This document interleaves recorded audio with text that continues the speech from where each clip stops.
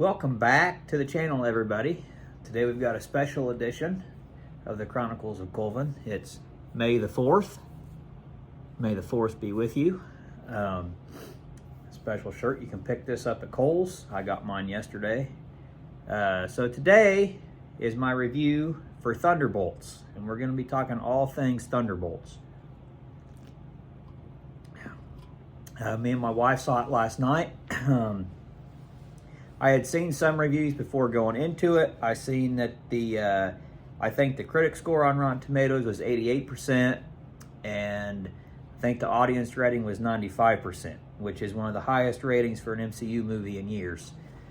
But I didn't really have high expectations for this movie. I really wasn't even super excited for this movie. The trailers never really got me too excited. I think the main reason was because I didn't care about any of these characters. These characters were all kind of one-off villains in prior movies or projects. You had Taskmaster from Black Widow, Ghost from Ant-Man 2, I believe, Ant-Man and the Wasp.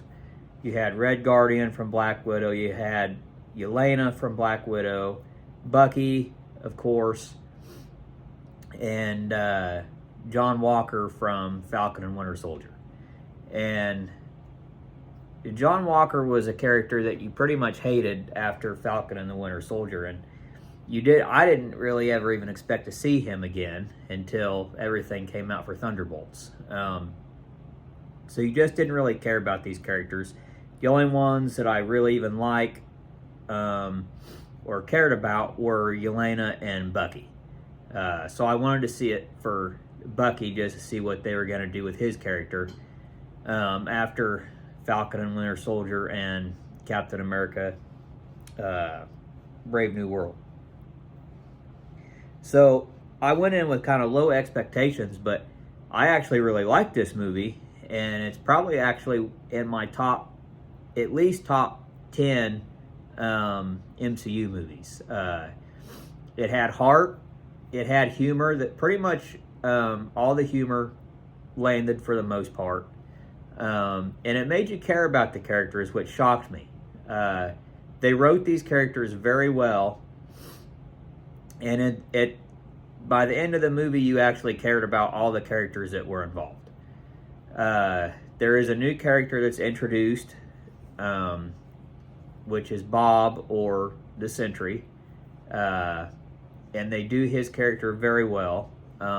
Things don't really go the way you think they're going to go, and that's kind of what this movie was. I thought it was just going to be kind of a comedy, basically kind of like an answer to the Suicide Squad, but it really wasn't. It had humor, but the movie wasn't a comedy, and the humor worked for what they had and the way they wrote it. So I genuinely enjoyed it. We saw it in 4D, which we didn't know it was 4D going into it. We just thought it was 3D. And I haven't been to a 4D movie since I was stationed in Korea. That was the first time I had ever been to one. And that was in 2010. And that was before 4D was a thing really here in the States, and it was new over there. And I saw Fast 5 in a 4D theater.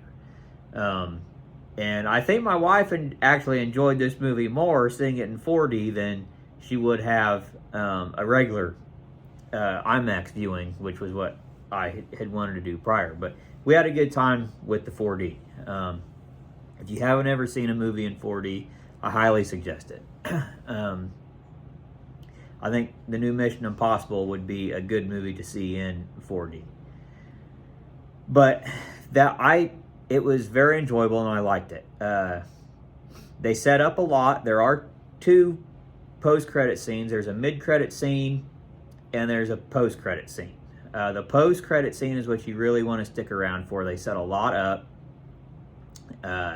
and there's a lot of things that they're doing, and I think they're pulling themselves out of the trench and the rut that they have had themselves in through Phase 5 and the multiverse saga.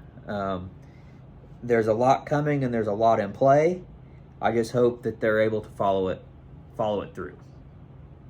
That's about all I can really say without going into spoilers. So we'll go ahead and hop into spoilers right now. So if you don't want to see if you haven't seen it yet, if you want to go see it without being spoiled, now you can hop off, come back and watch later. Or if you don't care, continue to watch. And if you've seen it and just want to know my thoughts on the movie as a whole, here we go. And then I'll have my rating on what I thought and give the movie at the end of the video. So make sure you stick around to the end to see what my rating is. So spoilers. Start off. Taskmaster, dead. First 5 minutes of the movie. Didn't see it coming.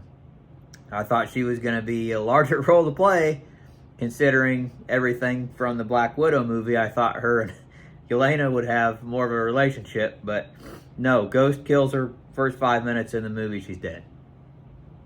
I kind of expected her to come back at some point or not be real, but it doesn't happen. So basically the whole premise and plot of the movie is Valentine, or as I like to call her, Elaine, because will always be Elaine. She's basically under an impeachment hearing. And Bucky's kind of watching this impeachment hearing, and they really don't have any evidence to pin it on her. And when she leaves the courtroom, she basically puts into motion a plan to get rid of all the evidence. And that evidence includes getting rid of everybody that works for her, too.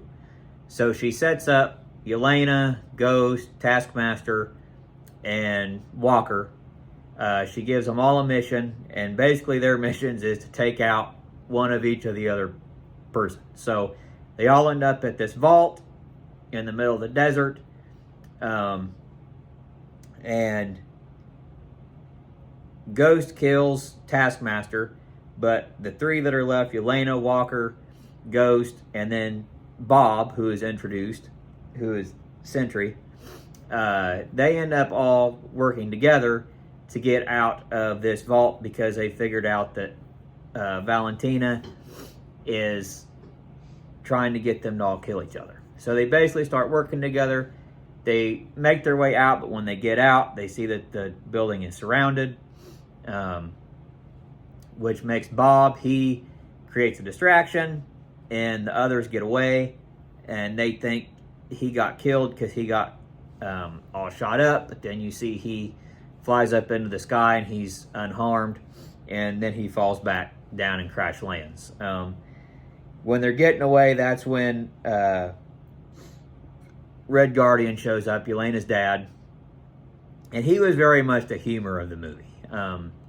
Very much so like he was in Black Widow, but he's a little more caring in this movie, and he has more heart in this movie. This movie handles mental health a lot. Basically, all these characters, they've all had something happen to them. They're all basically depressed. They feel like they have no purpose. And that's what this movie really tackles. And they all kind of come together and realize that they're not alone, and that they can move forward, and that they can still have purpose in their life. So after Red Guardian rescues them, they try to get away. Bucky ends up crashing the party, and he arrests them all. But then Bucky listens to him, and he figures out there's a bigger threat. Valentina, she gets Bob. She basically tries to manipulate him, which does not work because she tries to control him. They all end up, Valentina has bought the Avengers Tower. You find out that she is the one that bought it. And this group, they call themselves the Thunderbolts because that was Yelena's name of her, what was it? Grade school soccer team. And so they go by the Thunderbolts. I'm going to interrupt in the background. You have to remember her assistant kept calling Bucky and giving him details too of what was They'll going know on. that when they see the movie. You're already spoiling half of it. She won't get on video, but she'll chime in. Anyway, so they end up at the Avengers Tower because, yes, her assistant is the Leak, and she's been in contact with Bucky. They get to the tower, and Valentina debuts Sentry in his suit. It's a decent-looking suit. I wouldn't say it's one of the best MCU suits we have ever seen.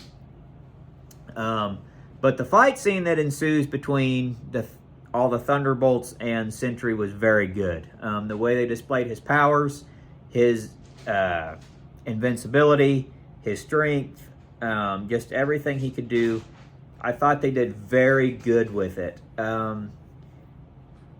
Almost to the point that I don't know if Superman is going to be able to outdo what they did with Sentry in that one scene. I just don't think it's going to look as good as what that did on screen. But we'll see.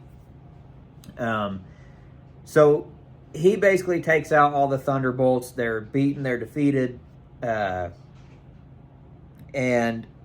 Valentina has basically a kill switch for Bob or Sentry. And he turns on her because he basically sees himself as a god and that he shouldn't take orders from anyone with how powerful he is.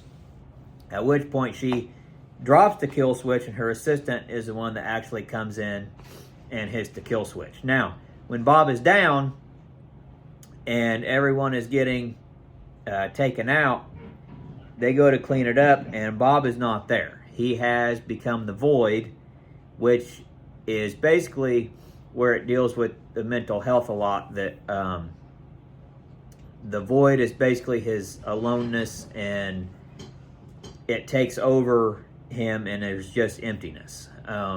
He can actually touch people, and he'll see like their darkest moments, and that's where he starts making people disappear in New York. And that's what you've seen in the trailers where they're blacking out, and there's like just black. They're disappearing into their worst, basically not nightmares, but basically the thing that they perceive as their worst experiences in life, or their most haunting experiences. And Yelena actually sacrifices herself and goes into the Void to try to reach Bob. And she's successful. She goes through several, you see several things from her past when she was in the Red Room, when she was being brought up as an assassin. You see some of the things that they did to them, which kind of continues more from Black Widow, where we saw more of that world and the horrendous things that they put those girls through. Then the rest of the Thunderbolts, they go into the Void as well to try to rescue Yelena and Bob. Which basically it culminates in them trying to save Bob, and it's basically a fight between Bob and himself. And then they all gather around Bob and hold Bob and tell him that he's not alone and that they are all there for him.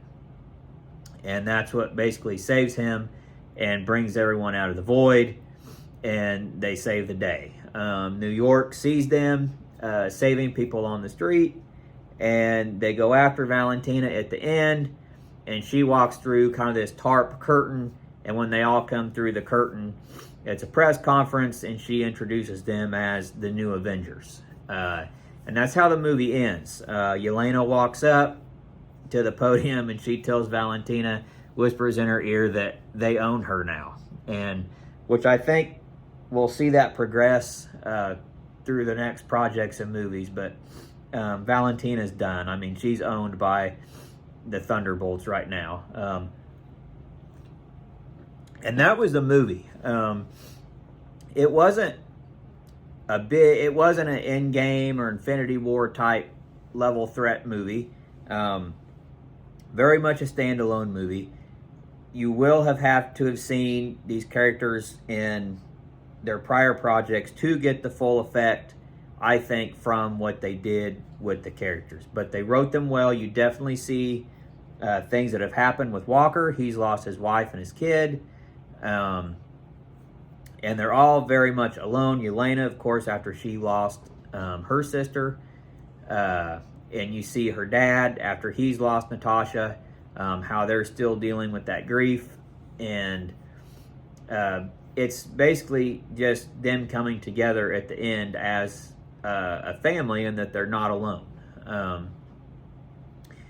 Now, getting to the post-credit scenes, there's a mid-credit scene, and that's the humorous one. It's Red Guardian. He's in the grocery store, and kind of a running gag through the movie is that they'll get their faces on the Wheaties box. And he's down the cereal aisle, and he's trying to get this woman to buy the Wheaties because their faces are on the cereal box, and he's posing next to it. And the woman ends up going down the aisle and just setting it down because she thinks he's crazy. But the post-credit scene, I did not know what the post-credit scene was. I had seen that it was the longest post-credit scene that they've had in MCU history. Watching the credits, I saw, if you watch the credits or pay any attention to the credits, when it gets down to the music and the songs that were used in the movie, one of the songs was a Fantastic Four theme. Wait a minute, I'm going, I wonder what this post-credit scene is going to be. I didn't think they were going to set anything big like this up. But the post-credit scene is a new Avengers in Avengers Tower. Bucky has a slick new suit. It's got a red star on the right shoulder. Looks very good. Bob is not the Sentry anymore. He makes a comment, says he can't be Sentry without the other guy, without the Void. So he's basically, I think we'll see him be Sentry again, but I think he has to come to a point where he has to be able to balance the Void and the Sentry. And we'll see how that develops. But they're talking. Bucky talks about how he just got back from seeing Sam. Sam doesn't agree with the Thunderbolts being called the New Avengers because Sam says he's putting together his own team. So basically we're going to have two Avengers teams running concurrent. I don't know who all is going to be in Sam's team, but we know who is on Bucky's team. And they talk about how it's not fair. And then there's Yelena makes a comment about a space threat. And Bucky tells her to pull up satellite imaging. And at which time they're still talking. They pull up the satellite imaging. They mention something about the ship has come through a portal or another dimension. And at which point, if you know what is coming in the MCU, you know what this was going to be.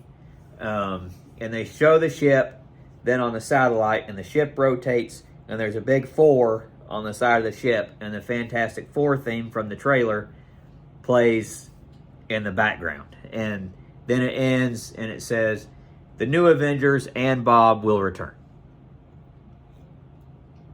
That post-credit scene got me even more excited for the Fantastic Four movie. The trailer has got me excited, and now this has gotten me excited.